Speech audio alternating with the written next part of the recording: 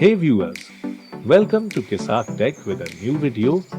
In this video I explain how to create a Google account without a mobile number.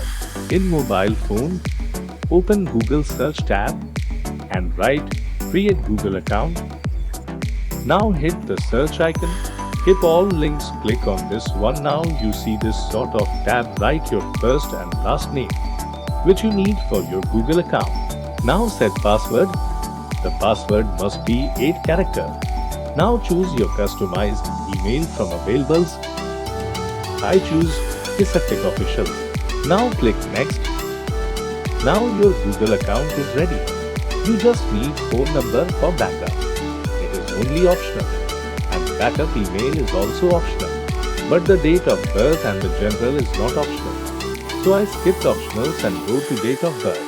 After putting this you need gender. Now you can set your gender. Click on the next. Is ready, just agree the terms and conditions. Thanks for watching. Subscribe to Qisaq Tech for updates.